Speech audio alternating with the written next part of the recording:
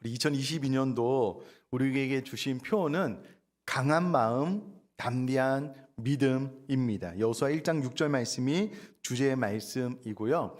저희에게는 생명의 삶 본문으로 주일 예배에 말씀을 선포하고 또 가정 예배를 드리기 때문에 다음 주부터 이어서 또 생명의 삶 본문으로 말씀을 전하게 되겠지만, 그 외의 시간에는 올해 제가 여호수아 말씀을 강의하면서 강한 마음, 담대한 믿음이 우리 안에 자리할 수 있도록 계속 말씀으로 도전하고 선포하도록 하겠습니다. 더하여서 올해 2022년도 우리 교회가 이 표 포함해서 세 가지 목표 중점 사항이 있습니다. 첫 번째는 강한 마음, 담대한 믿음을 갖는 것이고요. 두 번째는 지속적인 가정 예배와 쉐마 명령에 순종하는 것입니다. 세 번째는 리더십 강화 교육과 부모 교육입니다. 차례대로 좀 설명을 드리면, 첫 번째 강한 마음, 담대한 믿음이 생기면은요, 이스라엘 백성들이 그 두렵고 떨리는 가나안 정복 전쟁을 하나님의 뜻을 이루는 수월한 승리로 나아갔던 것처럼, 올해 우리 안에 강한 마음, 담대한 믿음이 있으면은요, 어떠한 어려움이 와도 하나님의 뜻을 이루기에 좀 수월해질 수 있을 것 같아요. 그래서 올 한 해 동안 계속해서 강한 마음, 담대한 믿음이 우리 안에 생겨나고 자리매김하고 굳건해질 수 있도록 말씀으로 도전을 할 거고요. 두 번째, 지속적인 가정 예배와 쉐마 명령 순종인데, 작년 한 해 우리 교회는 예수만 섬기는 우리 집이라는 표어로 많은 가정이 가정 예배를 드리면서 가정에서 쉐마의 명령에 순종해서 자녀들을 말씀으로 잘 양육을 하셨습니다. 너무 감사하고요.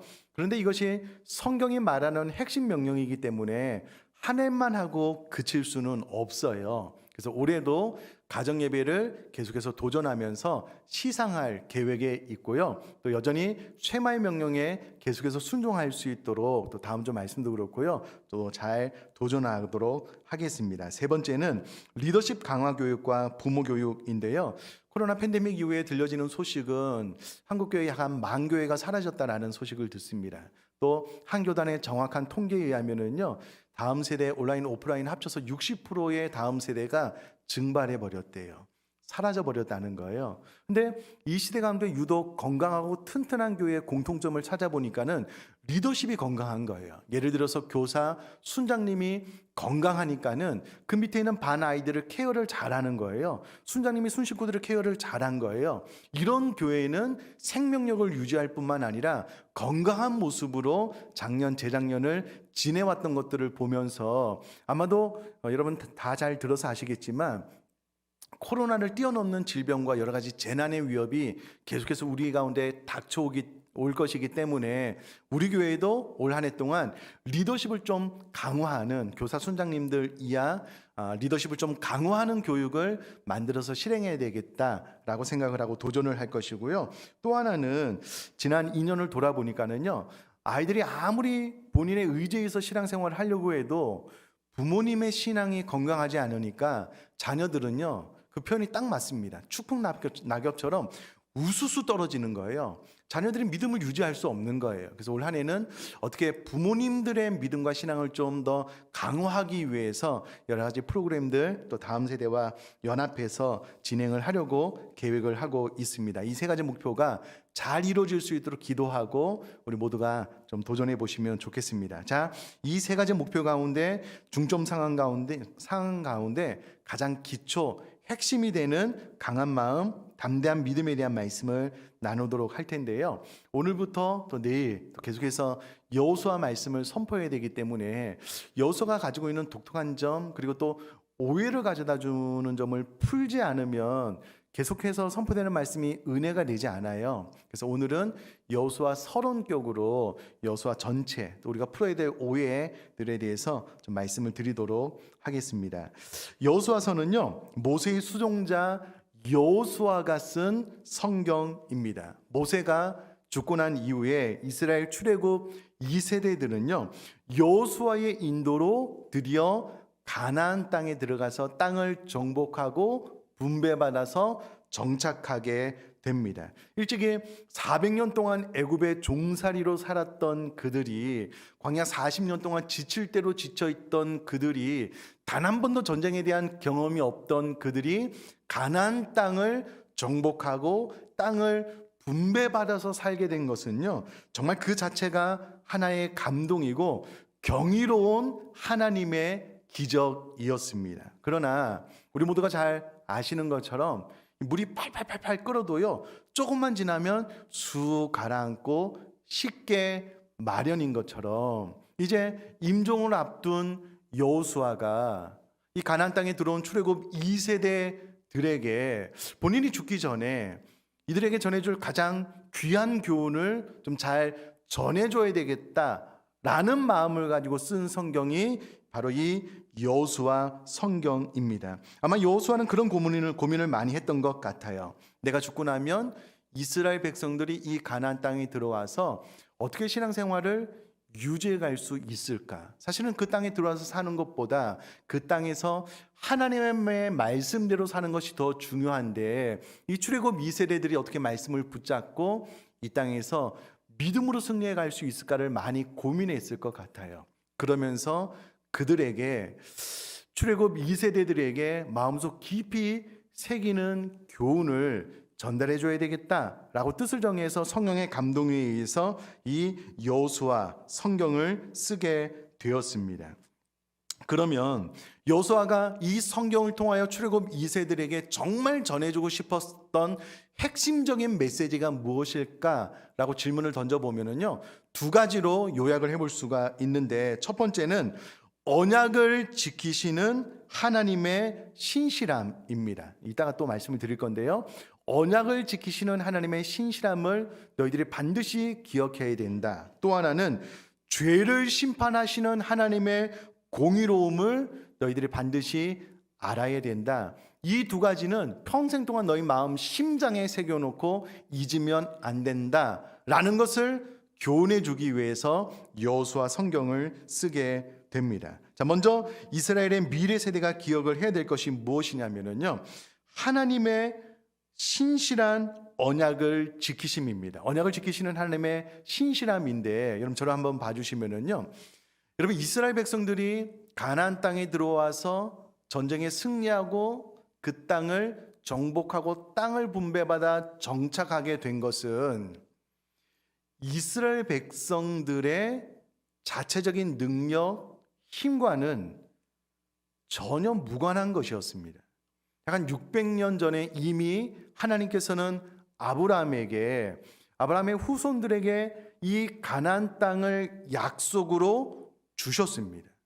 때가 되면 하나님께서 모세를 부르셔서요, 불가능할 것만 같았던 애굽에서의 노예 생활을 청산하고 출애굽을 시켜주셨습니다. 그 과정 가운데 이스라엘 백성들의 힘과 능력이 단 1%도 개입될 수가 없었습니다. 오직 하나님의 능력 10가지 재앙으로 애굽에서 나오게 되었습니다. 광야 40년 여정 동안요, 하나님께서 만나와 메추라기를 허락해 주심으로 이스라엘 백성들이 광야 여정을 살았지, 그 가운데 이스라엘 백성들이 땅을 경작해서 소출을 얻은 것도 아니었거든요.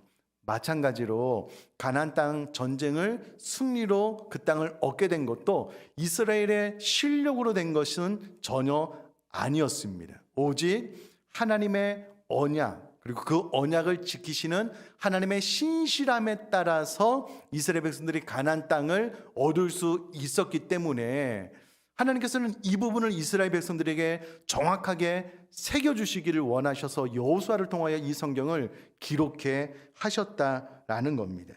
자신들의 능력이나 자신들의 노력으로 그 땅을 얻은 것이 아니다라는 거예요. 그러므로 하나님께서 여호수아에게, 이스라엘 백성 전체에게 강한 마음과 담대한 믿음을 가져라, 강하고 담대하라라고 명령을 했을 때에 그 근거는요, 언약을 지키시는 하나님의 신실성에 근거한 강하고 담대한 마음과 믿음이지, 그들 안에 어떤 능력과 실력이 있기 때문에 강하고 담대한 마음을 가져라라고 하나님께서 명령하신 것이 아니라는 거예요. 너희 능력과 무관하게 내가 이 약속을 신실하게 성취하는 전능한 하나님이 나이고 내가 너희와 영원토록 함께하고 너희를 떠나지 않을 것이기 때문에 이것을 근거로 해서 강한 마음과 담대한 믿음을 가져라 라고 하나님께서 여호수아를 통해서 여호수아 자신에게 이스라엘 백성들에게 말씀하셨다면, 여러분 올 한 해 우리가 강한 마음과 담대한 믿음을 갖는다라고 했을 때에 내 실력과 상관이 없는 거예요. 내 능력과 상관이 없는 겁니다. 오직 하나님의 하나님 대신 언약을 신실하게 이루시는 하나님을 근거 삼아서 여러분 강한 마음과 담대한 믿음을 가질 수 있기를 주님의 이름으로 축복합니다. 이제 이따가 말씀을 드릴 것이고요. 동시에 이스라엘 백성들이 기억해야 될 또 한 가지 사실은 하나님은 반드시 죄를 심판하시는 분이다라는 겁니다. 여러분 원수까지도 사랑하라라는 명령을 받은 신약 성도들이 여호수아 성경을 읽을 때에 어려워하는 부분이 무엇이냐면, 우리는 그렇게 생각을 하는 것 같아요. 그렇게 오해를 하는 것 같아요. 아니 하나님께서 이스라엘 백성을 선택했다라고 하더라도 아니 평화롭게 잘 살고 있는 가나안 땅 그 수많은 사람들을, 그것도 피해 전쟁을 통하여 완전히 진멸시켜버리고 그 땅에 이스라엘 백성들을 심어서 살게 하시면 그 하나님의 사랑? 원수까지도 사랑하는 하나님의 말씀에 위배되는 것 아닌가? 라고 우리가 오해를 할 수가 있는 것 같아요. 그러나 이 여호수아 성경은요, 언약 백성의 관점에서 보면 약속의 성취이지만 하나님의 공의의 관점에서 보면 죄에 대한 심판의 기록이다라는 겁니다. 그럼 성경을 펼쳐놓고 가만히 보면은요, 이미 과거에 이 땅에 죄가 관영하고 가득하게 되자 하나님께서는 물로 전 인류를 심판한 사건이 있었습니다. 창조과학회에 의하면은요, 그때 당시 인구가 오늘날 인구와 비슷했을 것이다라고 이야기를 해요. 70억이 넘는 인구가 물로 다 심판받아 죽게 되고요, 노아의 8가족만 남게 됩니다. 그러면 하나님의 공의는 이와 같이 죄에 대해서는 관대하지가 않아요. 죄를 죄악대로 갚아야만 되는 하나님의 공의라는 측면이 있거든요. 또 하나는 여러분 소돔과 고모라 성인 그들의 음란, 죄악, 동성애 이와 같은 악으로 인하여 하나님께서 불로 심판하셨잖아요. 하나님께서 그들을 특별히 미워해서가 아니라는 겁니다. 마찬가지로 가나안 땅에도 입에 담을 수 없는 너무나도 많은 죄가 있기 때문에 하나님께서 이스라엘 백성들을 통하여서 심판한 것이지, 하나님께서 가나안 땅에 사람들이 평화롭게 잘 살고 있는데 그냥 선민 이스라엘 백성들을 그냥 불러서 그들을 멸절시킨 것이 아니다라는 사실입니다. 여러분 가나안 백성은요, 당시 가장 타락한 형태의 다신주의와 성적 문란이 있었고요, 죄악의 정도가 극에 달한 상태였습니다. 이미 하나님께서 아브라함을 부르실 때에도 가나안 땅의 죄가 관영했는데요, 수백 년이 지나면 지날수록 그 죄는 극에 달하고 그것을 또 뛰어넘어서 하나님의 징계, 심판을 받을 수밖에 없는 상태에 이미 도달하게 되었다라는 겁니다. 특별히 가나안 땅의 지정학적인 지리적인 위치가, 가나안은요 고대 인류 문명의 양대 발상지인 이 메소포타미아와 애굽을 연결하는 교통의 요충지에 있었습니다. 그래서 가나안 민족들은요, 외부의 문화를 쉽게 받아들일 뿐만 아니라 그 문화를 세계에 널리 전파할 수 있는 지정학적인 위치에 있었다라는 거예요. 그런데 그들의 타락한 문화가 개선되지 않는 거예요. 교정되지 않는 겁니다. 그러면 그것을 가만히 두면 그 타락한 문화가 전 세계로 흘러가서 전 세계를 오염시킬 수밖에 없기 때문에, 그러면 하나님께서 또다시 전 인류를 심판해야만 되는 상황에 도래하게 되는 거예요.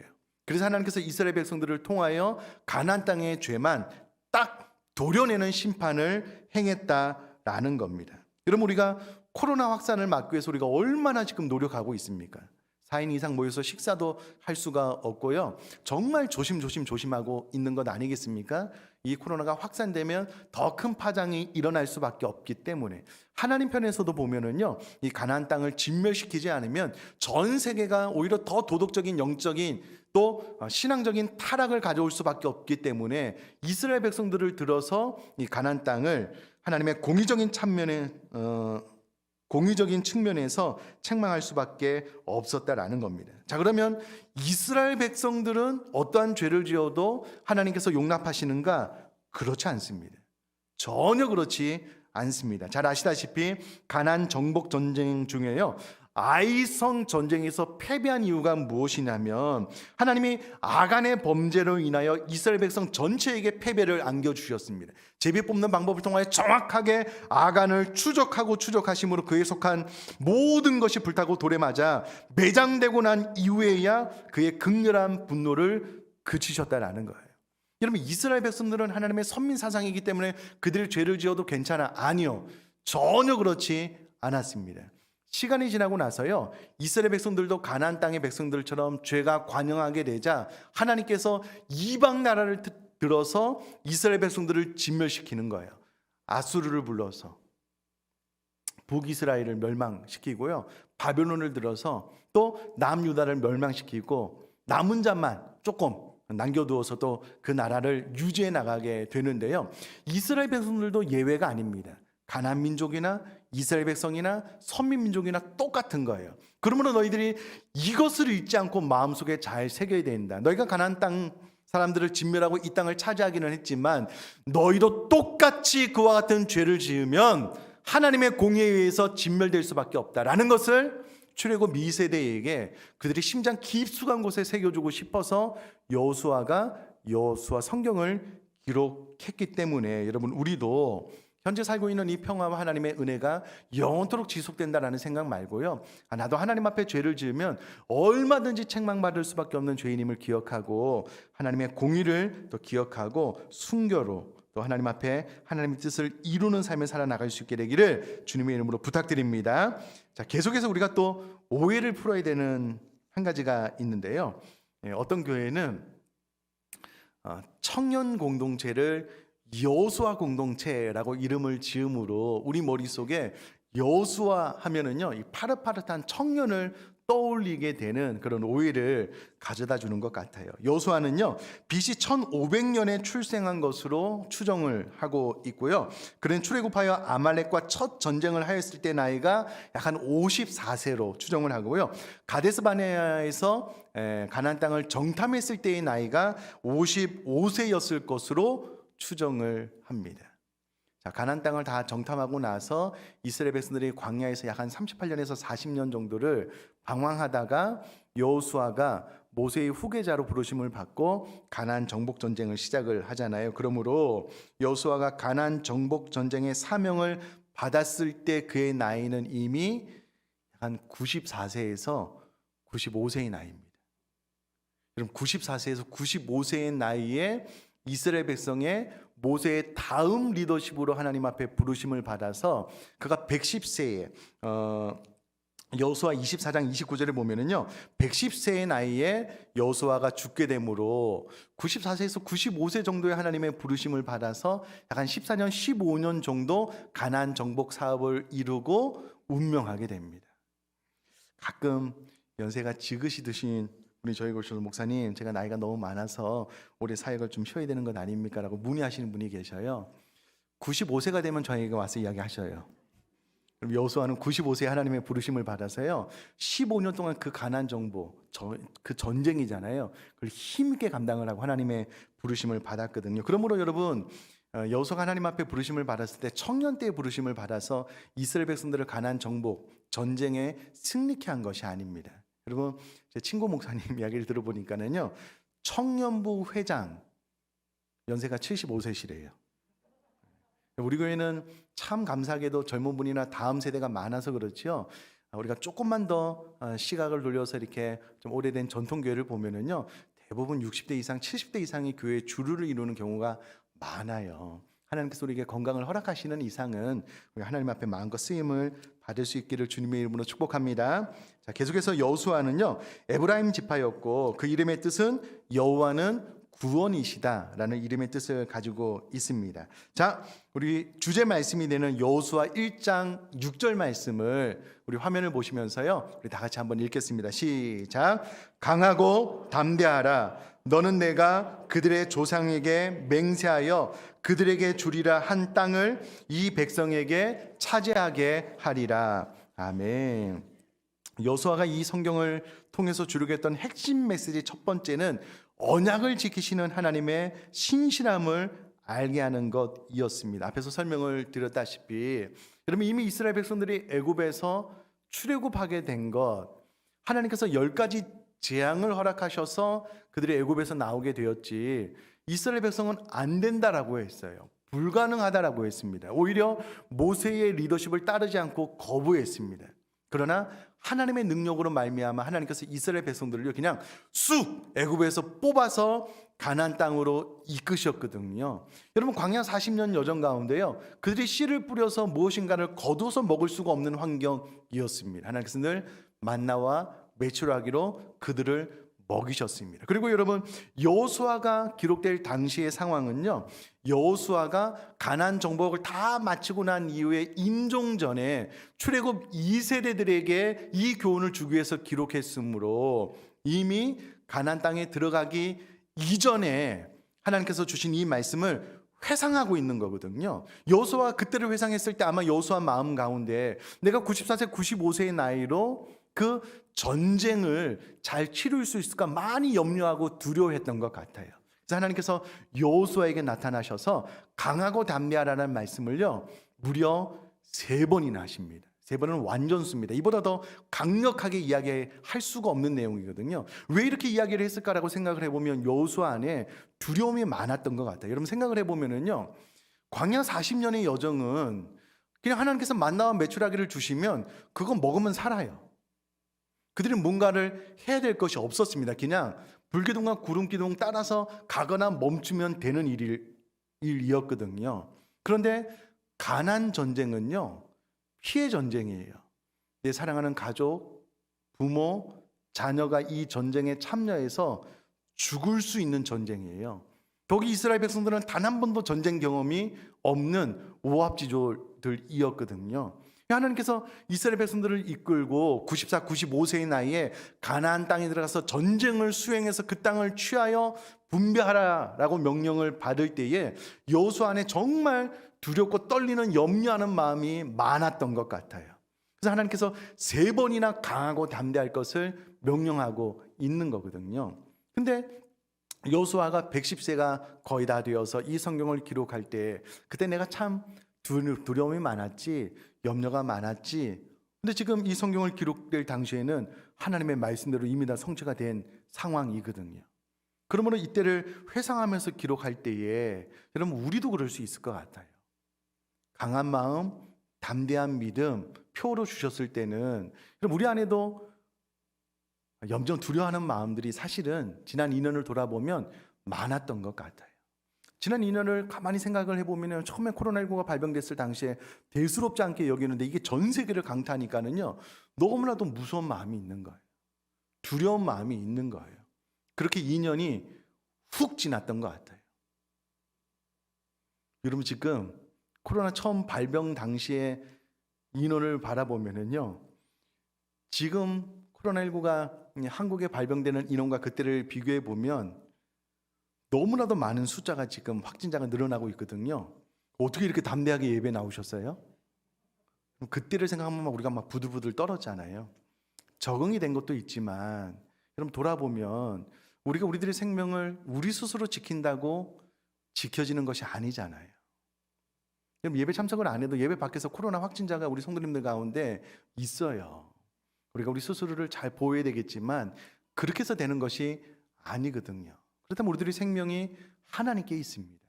뿐만 아니라 여러분, 우리를 향한 하나님의 언약은 하나님의 신실함에 의해서 늘 이루어질 것이기 때문에 우리는 우리 사명대로 이 땅을 살다가 코로나가 아니더라도 하나님께서 부르시면 어느 순간 훅 주님 만나야 될 것을 믿습니다. 그 전에 나를 향한 하나님의 신실한 언약을 이루시는 그 하나님, 그 하나님이 전능하실 뿐만 아니라 그 하나님이 나와 함께 하시고 영원토록 나를 떠나지 않겠다라고 약속해 주셨으므로 그것을 믿음으로 말미암아 우리가 강한 마음, 담대한 믿음으로 사는 거예요. 사는 거예요. 그럼 오늘 본문 말씀을 가만히 들여다보면은요, 물론 여호수아가 지금 임종 전에 이 말씀을 유언격으로 기록하고 하고 있지만 약 한 14년 15년 전을 거슬러 올라가서 이 말씀 1장에 나와 있는 이 말씀을 여호수아가 받을 때만 해도 너무나도 두렵고 떨리는 마음이 있었고요. 이스라엘 백성들은 어떤 상태였냐면 애굽에서 나왔어요. 출애굽, 구원을 의미하잖아요. 근데 가데스 바네아에서 그들이 믿음으로 반응하지 못하기 때문에 40년을 방황하면서 20세 이상 전쟁에 나갈 자들이 다 죽었어요. 그리고 지금 가나안 땅을 눈앞에 두고 있는데 하나님께서 여호수아에게 네가 이스라엘 백성들 들고 그 땅을 차지해라, 내가 차지하게 할 것이다 라는 말씀을 받는 이 시점에서 또다시 이스라엘 백성들이 가데스 바네아처럼 믿음으로 반응하지 못하면, 강한 마음과 담대한 믿음을 받지 못하면 또 광야를 방황하면서 또 죽어 나자빠질 수 있는 거예요.